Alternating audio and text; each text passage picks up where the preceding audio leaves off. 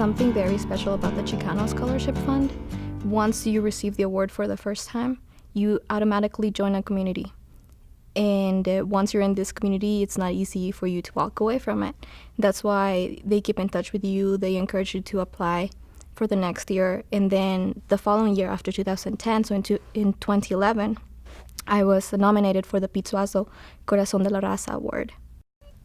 It just gave me so much pride to feel like I had the support and the backing of not only the university, but individuals who understood where I came from and what was important to me. For me, it was more a meaning of being recognized by my community. As a member of the Hispanic Latino community and a community that understands and values education.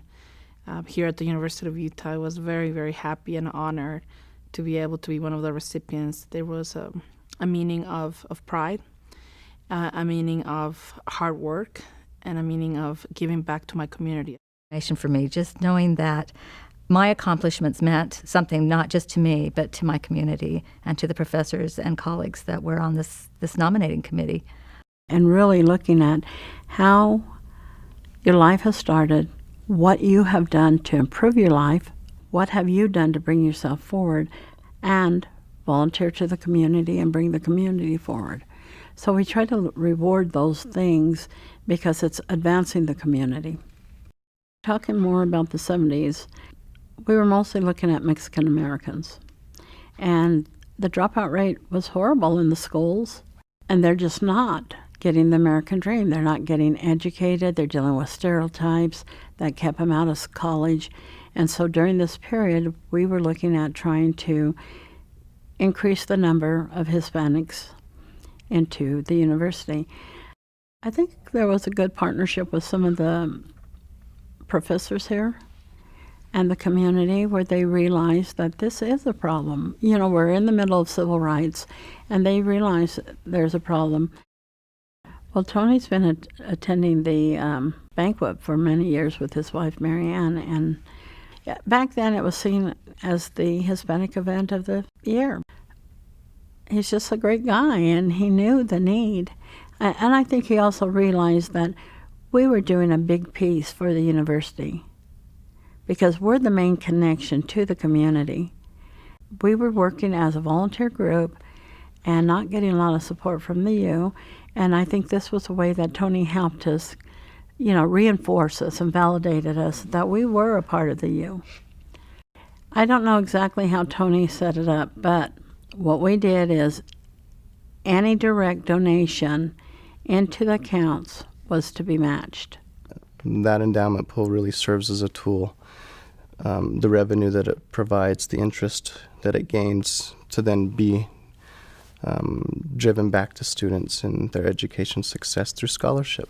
I've been associated with the Chicano Scholarship Fund since about October of 2009, and in that time I've served as the academic advisor with the CSF scholarship recipients. So as the academic advisor, I meet with the students during the course of the fall and spring semester, talk to them certainly about what they're doing in the classroom, their academics, talk to them about their engagement, involvement with the university, as well as their contributions out in the community. So I was able to build a really strong relationship with Jason, and I benefited from that because he saw me grow from like this really shy freshman to this junior that was developing projects in the community and creating a nonprofit organization. Right now, I think Jason Castillo, he, in the last 3-4 years, he has really been following up on our students. Really helping them learn how to navigate that process, how to network, how to navigate relationships or develop relationships with their professors. I think something else that Jason did that maybe wasn't even part of his role, he created this social networking opportunities. So he would have like all the recipients of the Chicano scholarship meet faculty of color on campus. And it was in these gatherings that I met faculty of color that later I made relationships with, and some of them contributed to the nonprofit work I'm doing with.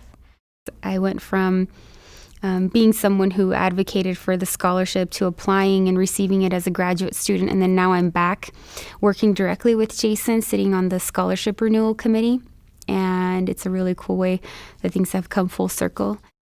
So when I look at Yvette, certainly another student that has been able to use her graduate education to propel her into the workforce and continuing to make positive contributions to a target population in her community. The significance of the scholarship is and what's different from this one than from others, and every single person responded the support. I would say that that there's certainly a considerable amount of evidence that indicates that if we're able to follow our students from the time that they enter throughout, and just on a continuous basis, so one time a semester, checking in with the students, that I think that it does pay dividends that do yield positive results. I had a chance to interact with late Senator Pete Suazo at one point, and that's the district that I represent now. So there's a big, for me, there's an emotional connection to the late Senator Suazo, his legacy, his family, and the west side of Salt Lake City, being that that's where I live and I represent that district now at the legislature, and really got me engaged. So when I had the chance to apply and get that award, and also had a chance to receive that award from the hands of his, Alicia Suazo, another role model, also a state senator that took over, her husband's position at one point. It was just great, a great moment in life for me personally. Of Chicanos at the time just were so adamant about providing scholarships for upcoming Chicano students. We set up the Pete Suazo Corazón de la Raza scholarship and have just been amazed at the applicants and the students that have applied for it, and just what they've been doing in the community that exemplifies what our vision for the scholarship was. Pete wasn't just a Hispanic representative. He was a representative of all people that wanted to advance forward, that were being blocked with obstacles. Well, when we first set up the scholarship, we wanted it to be a renewal scholarship. We wanted to make sure that the students had already received the Chicano scholarship in the previous year. Our kids started getting recognized for what they did in the community, how they were giving back, how they were helping other people advance. So when we talk about the Chicano scholarship, it's something, an honor for us to say, yes, I've been involved in some way. I've sat on the committees, I've interviewed kids, I've helped at the banquets, I think there's just that connectedness that we have that has brought a lot of pride to who we are. Our children, when I say our children, meaning, first generation college students, many of our immigrant families that have kids that are, again, they're the first ones to pursue higher education.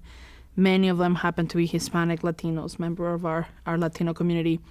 It's not, it's not possible. They need to get financial help. I think this is a call to all of, to all of the members in our communities that have, that have been able to make it and have successful lives, to make sure they give back. Another $100,000 in 1 year or 2 years, that would allow us to provide at least more in scholarship awards, which is at least another 5 students each year. We have seen a decrease on the funding. The universities are becoming more strict. There's unfortunately some legislative pieces that have made it even more difficult for many members of our community to pursue higher education, and it's sad. We should be always supporting more people to pursue education, because it, at the end, will help all of us. I think what we have to do is everyone who's connected to this community and who's been connected to this community over the last 40 years to be able to contribute as much as they can. The issues, and I know that's one of the barriers, is being able to afford school. So, scholarship foundations and scholarships like the Chicano Scholarship are really making a difference. We've met so many students that are so amazing, that are so committed to their community. In America, the success, if you really want success, is through education. And at the end, it's going to benefit all of us. new people coming on the scholarship are reacquainted with our old philosophy and how we envision this scholarship moving forward. And so I think that the people that have come new to the scholarship committee see that and embrace that and say, yes, I'm ready to carry on this legacy.